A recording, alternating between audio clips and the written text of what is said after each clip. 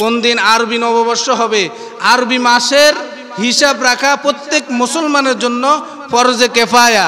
আর মুসলমানের সন্তান আরবি মাসের নামও জানে না, আরবি নববর্ষ চিনে না, মুসলমানের সন্তান 31st নাইট উদযাপন করে। আওয়াজ দিয়ে বলেন ঠিক কিনা? এটা একদম ধোঁকাবাজি মুসলমান।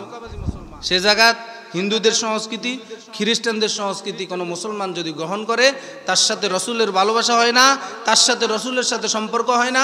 যার সাথে রসুলের সাথে সম্পর্ক নাই, তার সাথে আল্লাহর সাথে সম্পর্ক নাই, সে আল্লাহর দুশ্মন, রসুলের দুশ্মন, ইসলামের দুশ্মন। আওয়াজ দিয়ে বলেন ঠিক কিনা?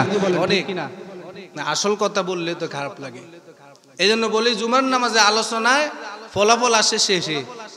গত সপ্তাহে তো সুন্দর করে বললাম, শেষে দেখি চলে যায়।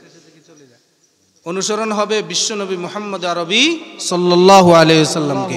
ভালোবাসা থাকতে হবে আমাদের প্রিয় নবী মুহাম্মদুর রাসূলুল্লাহ সাল্লাল্লাহু আলাইহি ওয়াসাল্লামের সাথে, তাহলে আল্লাহর সাথে সম্পর্ক হবে। যারা রসুলকে ভালোবাসে তারা কোনোদিন ইহুদি খ্রিস্টানের কালচার অনুসরণ করতে পারে। এই দু একদিন পরে আরো একটা কালচার আসতেছে, বিশ্ব মহামারী। বলেন বিশ্ব কি? নামটা বলেন তো, ইংরেজিতে বলেন। 31st নাইট বলেন, 31st নাইট ইংরেজিতে মুখস্থ করে দিলাম। আরবি নববর্ষ প্রত্যেক মুমিনের জন্য জানা ফরজে কিফায়া। বলেন, আরবি নববর্ষ প্রত্যেক মুসলমানের জন্য জানা কি? কোন দিন আরবি নববর্ষ হবে। আরবি মাসের হিসাব রাখা প্রত্যেক মুসলমানের জন্য ফরজে কিফায়া।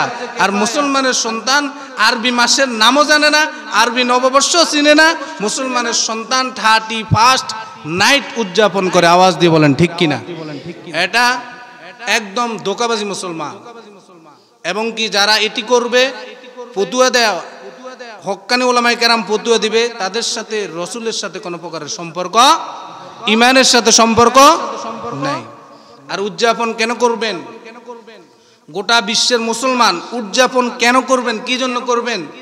গত বছরটা এই যে আমাদের থেকে 2023 সাল বিদায় নিচ্ছে, এটি মুসলমানের জন্য, কোন বিশ্বের কোন মুসলমানের জন্য আনন্দদায়ক হতে পারে? এটি আনন্দ উদযাপন তারাই করবে যারা মুসলমানের রক্ত নিয়ে খেলার পরেও মুসলমানের এই দুর্দিনেও যারা আনন্দিত, তারাই হ্যাপি নিউ ইয়ার বলে উদযাপন শুরু করবে 31তম রাত্রে 12:01। আওয়াজ দিয়ে বলেন ঠিক কিনা? ফিলিস্তিনের জমিনে মুসলমানদেরকে 2 মাসে ইহুদি নর পশুরা 2 মাস ধরে গণহত্যা চালিয়ে 20,000 মুসলমানের মতো ধ্বংস করে দিয়েছে। 20,000 মুসলমান, নর নারী শিশু, এই পশুদের থেকে কেউ রক্ষা পায় নাই। এই করুণ মুহূর্ত গিয়েছে 2023 সালে। এই 2023 সাল শেষ হয়ে 2024 সাল শুরু হবে। কোন মুসলমানের সন্তান যদি এই মুসলমানদের রক্তের উপর উপহাস করতে চায়, সে যেন হ্যাপি নিউ ইয়ার বলে। আওয়াজ দিয়ে বলেন ঠিক কিনা? এই কোন মুসলমানের সন্তান বলতে পারে না। গত বছর গিয়েছে মুসলমানের জন্য এক হৃদয় বিদারক কষ্টের বিষয়। আওয়াজ দিয়ে বলেন ঠিক কিনা? আগামী বছর যে ভালো আসবে, আপনি যে বরণ করতেছেন, এটির কোনো গ্যারান্টি আছে? আগামী বছর কোন দুর্ভিক্ষ লাগে কোন মুসলমান জানে? কোন মানুষ জানে? এই জন্য এটি পালন মুসলমানের জন্য হারাম। কোন মুসলমানের সন্তান যদি এই রাত্রে জেগে কোন প্রকার আতশবাজি, কোন প্রকার উদযাপন, কোন প্রকার গোল মিটিং করে, বলবেন মুসলমানের ঘরের সন্তান মুনাফিক। আওয়াজ দিয়ে বলেন ঠিক কিনা? এটা পারবে না। ঢাকা শহরে এগুলো করে। এগুলোর জন্য আমাদের দেশের বড় বড় যারা আছে, যাদেরকে আমরা নেতৃত্ব স্থানীয় বলি, তারা উদযাপনের জন্য লক্ষ লক্ষ টাকা খরচ করে, বড় বড় হোটেলগুলো ভাড়া করে নর্তকীদেরকে রাত্রিবেলায় সারা রাত মদ খেয়ে উদযাপন করে।